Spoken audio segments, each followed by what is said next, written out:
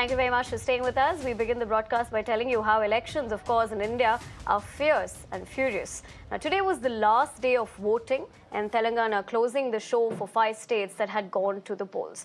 Now, results will be out on 3rd of December, but exit polls are already here.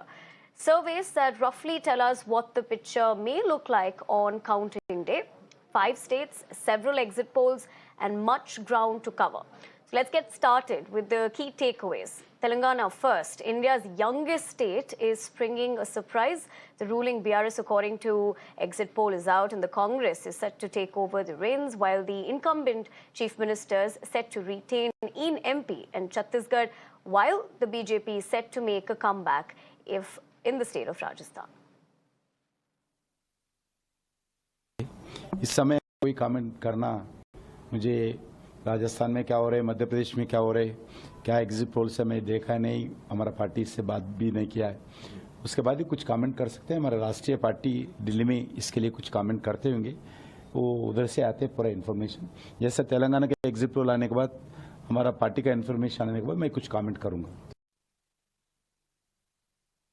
All I'm going to say is it's ridiculous of Election Commission of India also, basically to allow for exit polls at 5:30 when people are queuing up to vote till 9. I think it's very ludicrous, of Election Commission of India. It has to revise its rules, and also I request all the agencies which are jumping the gun, because it's nonsense. This is pure nonsense, and I'm substantiating it by this. In 2018 also this nonsense, this rubbish was published, and it is rubbish, so therefore I'm calling it rubbish. Let us hope that we win bigger. 70, I'm saying 70 plus, but hopefully we'll win bigger. నేను ముందు నుంచి చెప్పిన BRS పార్టీని 25 సీట్లు దాటనియ్యము అని. నేను ఇప్పటికి కూడా నేను ఆ మాట కట్టుబడి ఉన్నా. 25 సీట్లకు ఒక్క సీటు కూడా బీఆర్ఎస్ పార్టీకి పెరగదు, ఆ లోపే ఉంటుంది. ఇప్పటి వరకు నా అంచనాలు ఎప్పుడు తప్పలేదు. ఈరోజు కూడా నా అంచనాలు నాకున్నాయి. బీఆర్ఎస్ పార్టీ 25 సీట్ల అనే నెంబర్ దాటదు. 6-7 सर्वे हुए हैं, किसी के आंकड़े मिलते जुलते नहीं है, है ना। और ये है कि हमने लक्ष्य 75 पार का रखा था, हम उसी आसपास रहेंगे।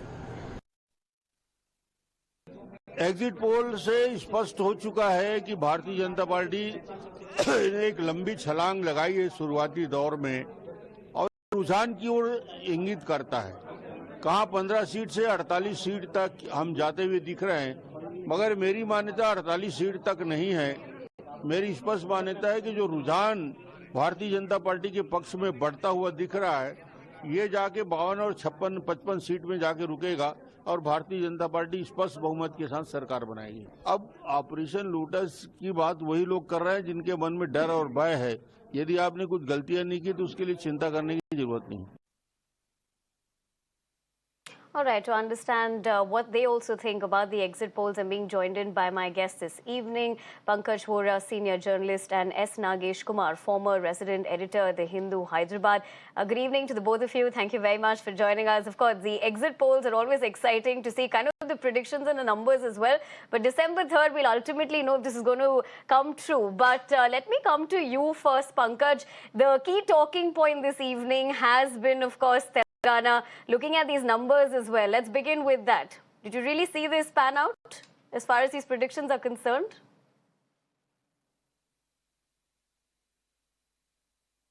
Well, surprisingly, or rather interestingly, the exit polls and the reports which were emanating from the ground in Telangana, so far as Telangana is concerned, they tally. So, it was appearing that Congress was making a huge comeback in Telangana and was doing extremely well, particularly in the rural areas. Now it appears from the exit polls that Congress is all set to, upstage the current government and form its own government there after the 3rd of December. And this is largely also because there has been a shift of Muslim vote. It appears from the BRS towards the Congress, and it is similar. It is in many ways similar to what had happened in Karnataka, where the Muslim vote had helped the Congress to win. But in this particular case, in Telangana, it is like this, that the Muslims who have always stood by BRS have decided to, drift towards the Congress, largely because of the perception that BRS and the BJP have a tacit secret understanding. And though Mr. K.C. Ramarao has done a lot of things for the Muslim community, but in this particular election, the Muslims seem to be going towards the Congress, which is affecting or impacting the outcome. All right, Pankaj, as you make those opening remarks, but I'll take a cue from what you did state about how they did perform in Karnataka as well. So, Nagesh, with the fact that that also worked for the Congress government a couple of months ago in the state of Karnataka, seems like the model is probably reflecting on the ground as well to resonate with the people. Is that how you see it? Yes, you see, you have to see Rajasthan first. Rajasthan, every 5 elections, 5 years, they change the government. In earlier Andhra Pradesh and now Telangana, every 10 years they change the government. From 1994 to 2004, we had Chandrababu Naidu. From 2004 to 2014, we had Rajashekar Reddy and the Congress regime. And from 2014 till now, another 10 years or 9 years, as you like, is you have K. Chandrasekhar Rao. So they are changing every 10 years. So as far as Karnataka is concerned, that election has had a huge influence on the Telangana Congress leadership, because it has given a big boost to the Telangana leadership. See, from the day the Telangana results came, the Congress leadership in Telangana stopped fighting among themselves. There was a lot of bitter, acrimonious infighting in the Congress in Telangana. But that, subsided because they saw an opportunity here in Telangana that they may win this election. So they have worked together. And so much so that emboldened by so much so that the BJP has, which was at 6 months ago after the Karnataka elections, before the Karnataka elections, it was supposed to be a triangular fight between BJP, Congress and BRS. But as the days passed by, it became a bipolar contest between the Congress and the BRS. So the Congress leaders closed ranks, and then they fought together, and so much they were emboldened by so much that Revanth Reddy, the Telangana Pradesh Congress president, has filed his is fighting against the chief minister from Kamareddy constituency in Nizamabad district. But the problem, he faces a problem there, of course, because the BJP candidate is very strong and he is likely to even win over the chief minister. All right, Nagesh, as you analyze that for us as well, essentially also going to point out that it was supposed to be a three-way contest. We didn't see that happening. Pankaj, why do you think that is?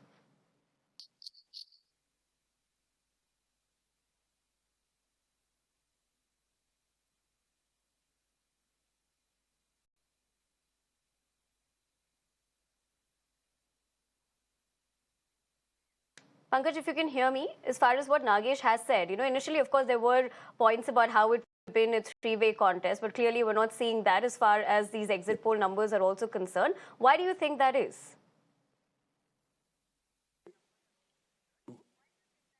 That is because, the perception was there that BJP and BRS have a secret understanding. After Kavita was summoned to Delhi to answer queries about liquor scam which had hit Delhi, there was anticipation that she may be arrested. When she was not arrested, this impression went around that, she has not been arrested because there has been some sort of an understanding, some sort of a pact, some sort of a deal which has been struck with the BJP. And therefore, instead of a triangular fight, it became a bipolar fight, as my friend from the Hindu has stated. And it is very obvious now that BJP, in most of the seats, their candidates will be, even forfeiting their deposits. They may individually do well in a few seats, some BJP nominees, but by and large, so far as Telangana is concerned, it's a straight fight between the Congress and the BRS, in which the Congress seems to have wrested the upper hand. Absolutely. And, now that, of course, we've spoken about Telangana, let's get talking about the other states as well as far as these numbers are concerned. And Nagesh, shifting our focus to what's really happened in Rajasthan, the numbers clearly indicating there that it is going to be a win for the BJP. How do you see these numbers, which we'll be flashing on our screens as well as far as Rajasthan is concerned? So Rajasthan, I think the Congress, you have said, will get a majority, isn't it? Right? Am I right? Does It shows that the show BJP would, yes. Yeah, the BJP would get, yeah. The figure is on the, yeah. You see, the first thing is in Rajasthan, the every 5 years the government changes, and that's what is likely to happen on third. And secondly, the infighting between in the Congress between the Chief Minister and Sachin Pilot, that damaged their prospects, because the Gujars who belong to Sachin Pilot's community, their support to the Congress party is doubtful. Of course, the BJP too has committed a lot of a mistake. I don't know whether it's a mistake or not. They failed to project a chief ministerial candidate and kept aside Vasundhara Raje's India. I don't know whether it has worked to their advantage or not to advantage, but BJP also, not played its cards well. That's why their numbers are 107, whereas when they were won earlier in the earlier elections, their figures were much better. They won with a much larger majority in the previous two elections that they won in this millennium. All right, Pankaj, Nagesh going on to talk about how probably the infighting in the Congress would have cost them as far as these numbers and these trends are also showing. But what, in your opinion, would have probably hurt the Congress and would have probably rather worked in BJP's favor as far as the on-ground situation is also concerned? All know how. Well, the thing is that Rajasthan was one state where the BJP has no business to lose. Yes, that's true. Because. May I? Yes, Pankaj, go ahead. Nagesh, that question was for Pankaj. I'll come back to you. Yeah, Rajasthan is one state. Rajasthan is one state where BJP has no business to lose. However, it has allowed the Congress to come up quite a bit. And the fact that, this is going to be the last election for Ashok Gehlot and for Vasundhara Raje makes the contest even more interesting. Because for Vasundhara Raje, if the BJP wins without her and without her being projected as the Chief Minister, this will be probably her last elections, end of her politics. So there are a lot of twists in the tail so far as Rajasthan is concerned. Congress, of course, had its share of problems with Sachin Pilot and Ashok Gehlot, clashing all through 4.5 years. But in the end, there was a truce. And the Gujar community, which is concerned maybe with Pilot and maybe supporting the Congress. However, the dominant community, Gujars are not the dominant community of Rajasthan. There are other communities which, are much more politically significant, though Gujars have their pockets of influence, and Congress and BJP are going to have a very, very close contest in all those constituencies. But BJP's failure to project a chief ministerial candidate, there is a lot of ambiguity, whether it is going to be Gajendra Singh Shekhawat, Union Minister, whether it is going to be Diya Singh, who's, from the Jaipur royal family, whether it will be Vasundhara Raje. There are others who speculate whether Om Birla, who's a Lok Sabha speaker, may be drafted. There are some others in the BJP who whether it will be Gulab Singh Kotaria, who was sent as a governor earlier, brought back. So there are a lot of things which are ambiguous. And though BJP has a clear edge in Rajasthan, but it is not all over as yet, because if no party gets a majority, in reality, I mean, leaving aside what the exit polls may be saying, then the rebels, most of them who are going to win are going to be BJP rebels who have been put up by Vasundhara. They may call the shots. So let's wait for December 3rd when the results are announced before we come to any conclusion so far as Rajasthan is concerned. But the way you've analyzed it, Pankaj, probably be another battle to watch out for as far as, the candidate as well in terms of the Chief Minister face. But Nagesh, you wanted to come in and make a point earlier? Yes, yes. See, I was talking about Telangana. You know, the point about Telangana is that the BJP made a big blunder. I don't know whether it was deliberate or not. They removed the party president, Bandi Sanjay Kumar. See, he was very, very aggressive against the chief minister. And at the peak of that time, he was removed. And on top of that came the Karnataka election result, which really gave an impetus to the Congress. And as far as Kavita was concerned, the enforcement directorate arrested in the same case the deputy chief minister of Delhi, but for the last 6 months they have not even bothered to summon Kavita, though they say that she was part of the South cartel in which very prominent personalities were involved. So that gave an impression that the BJP leadership was going soft on the BRS with a view to see that the anti-Congress vote did not the anti-BRS vote did not split. It went to the BJP. That was the idea. Right, and you think that was probably, a slip from the end of the party as far as that decision was concerned. But let's also get talking about what the numbers are looking like for Chhattisgarh. Pankaj, as far as the exit polls, of course, you said we'll have to wait and watch what's going to be happening on December 3rd, but the indicator over there as well, Congress looking in absolute control. What do you think has worked in their favor as far as Chhattisgarh is concerned?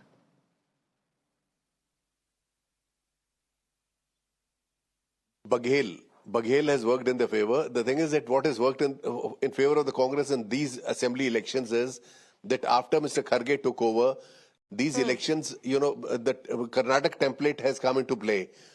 As had happened in Karnataka, also in these elections, the regional leaders have been given more prominence than the national leaders of the Congress. And, whether it was Baghel in Chhattisgarh, Kamalnath is a national leader, but it was fighting. It was a Kamalnath-centric election in Madhya Pradesh. Ashok Gehlot, Sachin Pilot in Rajasthan. Mr. Reddy in Telangana. So all of them have, been given a lot of importance, and the Gandhis and the Congress High Command have only tried to supplement the efforts of these regional leaders instead of playing, leading from the front and playing the pivotal role. So this has worked in favor of the Congress in Chhattisgarh, where Mr. Baghel has done exceedingly well in the last 5 years. And after the patch up with Mr. Singh Dio, who was his deputy, and where ticket got distributed very evenly and to the satisfaction of everyone, Congress has been put in pole position, and this is what these exit polls are also indicating. As we talk about a factor that did work, there was a lot of chatter about anti-incumbency as well. But Nagesh, clearly the Baghel factor has worked for the people of Chhattisgarh. Why do you think, what really hurt the BJP here? Then I would like to add here that to add to what he said, see, the Congress has stopped playing the high command card in the sense that Kamalnath is now had become a self-declared chief minister, and Bhupesh Baghel became what you call a de facto chief minister candidate. And in Rajasthan, of course, it was vague. But look at the BJP in contrast. They did not. They kept. They have kept Vasundhara Raje on tenterhooks. They have kept Raj Singh Chauhan on tenterhooks. They have not named Raman Singh as their CM candidate. They have kept every one of their candidates on tenterhooks. And look at even, for example, in Telangana, they brought a new party president who is a union minister. And at the last minute, they said that he will not contest the assembly elections because lest they suspect that since he does not belong to the OBC caste, he may be a candidate for the CM's post. So he is not contesting the assembly elections. A very far-fetched argument, you know. All right. On that note, Nagesh and Pankaj, I want to thank both of you for taking the time out and joining us here on Mirror Now and sharing with us your, perspective as far as the exit poll numbers are concerned. But like Pankaj said, we'll have to see the real story on December 3rd. And we at Mirror Now are going to get you the latest on that day as well. But for the moment, thank you very much for joining us. We're sipping a short break here on Nation Tonight. More news coming up on the other side. Stay with us. We're going to be right back.